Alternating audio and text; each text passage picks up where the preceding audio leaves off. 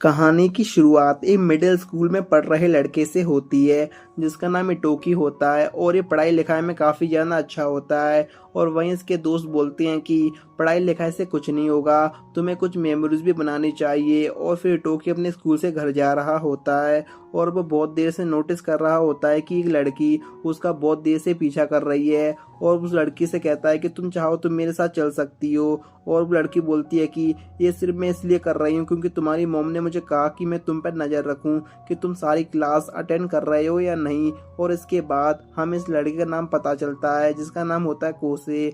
और ये दोनों बचपन के काफ़ी अच्छे दोस्त होते हैं और साथ में एक दूसरे के पड़ोसी भी होते हैं। और इटोकी कोसे को अपना मास्क नीचे करने को कहता है लेकिन वो यहाँ पर मना कर देती है। और इटोकी अपने घर की तरफ जाते हुए बात याद करने लगता है कि आज वो जिम्नास्टिक क्लास में गया था तो उसके टीचर्स की काफ़ी तारीफ कर रहे थे क्योंकि इटोकी काफ़ी अच्छी जिम्नास्टिक करता है। और उसके टीचर्स से सजेशन देते हैं कि वो हाई लेवल पर जाए। और वो ये सोच रहा होता है आखिरकार मेरी लाइफ का क्या होगा।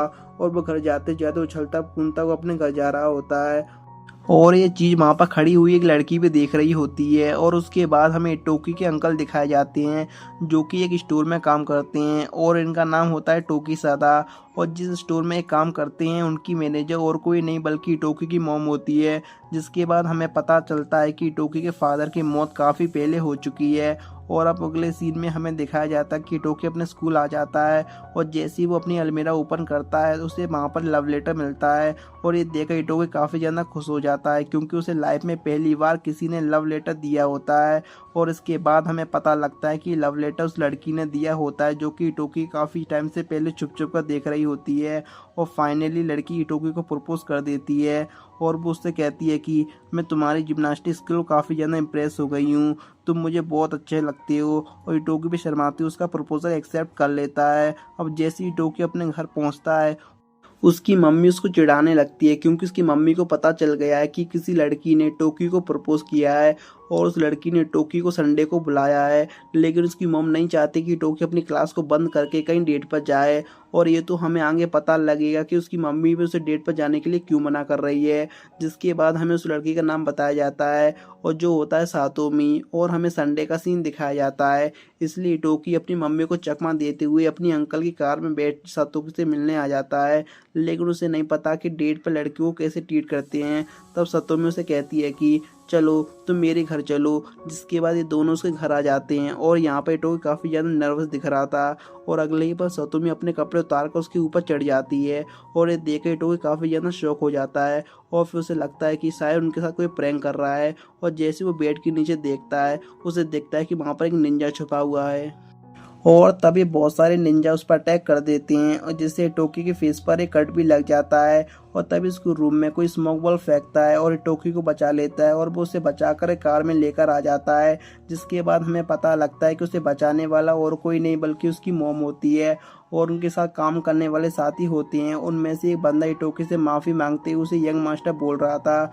और वो लोग इटोकी से इसलिए माफ़ी मांग रहे थे क्योंकि उनकी गैर जिम्मेदारी के कारण इटोकी को ये सब देखना पड़ रहा है। जिसके बाद इनकी कार जाकर एक जगह पर टकरा जाती है और ये इटोकी से वहाँ से भागने के लिए कहते हैं और इटोकी भी यहाँ से भागने लगता है। और इधर ये लोग निंजाओं से फाइट कर रहे होते हैं और यहाँ पर इटोकी भागते भागते काफ़ी दूर आ जाता है और वो एक जगह पर आकर रुक जाता है जहाँ पर उसे पुलिस वाला मिलता है। और वो पुलिस वालों से पूछता है कि तुम यहाँ पर क्या कर रहे हो। जिसके बाद इटोकी से सारी बात बता देता है लेकिन तभी पीछे से एक निंजा आकर उस पुलिस वाले को भी मार देता है।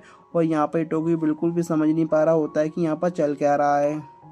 और उनमें से एक निंजा इटोकी को वहीं पे बांध के फेंक देता है। जिसके बाद वहाँ पर आते हैं इटोकी के अंकल जिसे देखकर सभी निंजा काफ़ी डरने लगते हैं और सभी निंजा उसे ब्लैक डेविल कहकर पुकार रहे होते हैं। और तभी इटोकी के अंकल उस पुलिस वाले को कहते हैं कि अब बस तुम उठ जाओ, बहुत ज़्यादा ओवर एक्टिंग हो चुकी है। जिसके बाद हम देखते हैं कि उसके अंकल एक सूट पहनकर सभी निंजास को वहाँ पर मार देते हैं। और इधर हम देखते हैं कि इटोकी होश में आ जाता है और वहाँ वो देखता है कि वो तो कोसे की गोद में लेटा है और इटोकी को समझ में नहीं आ रहा होता है कि उस पर हमले क्यों हो रहे हैं। और तभी उसके अंकल आकर कार का दरवाज़ा खोलते हैं और इटोकी पूछता है कि अभी हम कहाँ पर हैं। और तभी वो अचानक देखता है कि वो कुछ लोगों के बीच बैठा हुआ है और तभी वो अपनी मॉम को सामने बैठे हुए देखता है और वो अपनी मॉम से कुछ बोलने वाला होता है कि लेकिन उसकी मॉम उसे वहीं पर रोक देती है और कहती है कि इस जगह पर तुम मुझे अपनी मॉम कहकर मत बुलाओ। और उसकी मॉम कहती है कि यहाँ पर तुम मुझे चीप कहकर बुलाओ। और उसकी मॉम बताती है कि हम सभी ईगा ब्लैक के शिनोबी हैं जो कि अभी यहाँ पर रह रहे हैं, और इटोकी को भी अभी यहाँ पर ये समझ में नहीं आ रहा होता है कि यहाँ पर चल क्या रहा है। और उसकी मॉम कहती है कि अभी तक वे लोग जो भी कर रहे थे वो सिर्फ दुनिया को दिखाने के लिए था, और सिर्फ वही लोग नहीं, इस कंट्री में बहुत सारे निंजा क्लैंस रहती हैं जो कि इस तरह छुपे हुए हैं, और निंजा होने के कारण उन्हें बहुत सारे स्ट्रिक्ट रूल्स फॉलो करने पड़ते हैं।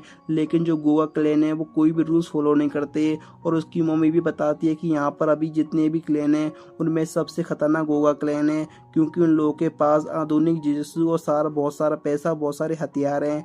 और इन लोगों को पता लगा है कि गोवा विलेज के लोग ईगा विलेज के ऊपर कब्जा करना चाहते हैं, और इसका मतलब अभी थोड़ी देर पहले जो निंजा तुम पे अटैक कर रहे थे वो गोवा क्लैन के ही थे। और इटोकी अपनी मम से पूछ रहा होता है कि आखिरकार वो लोग मेरे पे अटैक क्यों कर रहे थे, और उसकी मम बताती है कि क्योंकि तुम ईगा क्लैन के हो और तुम ईगा के नॉन सक्सेसर हो।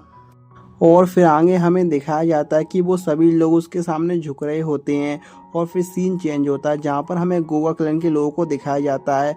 और गोवा क्लैन का एक सब्स्टिट्यूट जिसका नाम कीरू है वो अपने गांव वालों को बहुत ज़्यादा मोटिवेट कर रहा होता है, क्योंकि उन लोगों ने अपने चीफ को खो दिया है जिसका नाम शिन मारू था। और जिधर वे लोग बोल रहे होते हैं कि हमें अपने चीफ का बदला जरूर लेंगे। और फिर गाइस इसी के साथ हमारा एपिसोड यहीं पर ख़त्म होता है।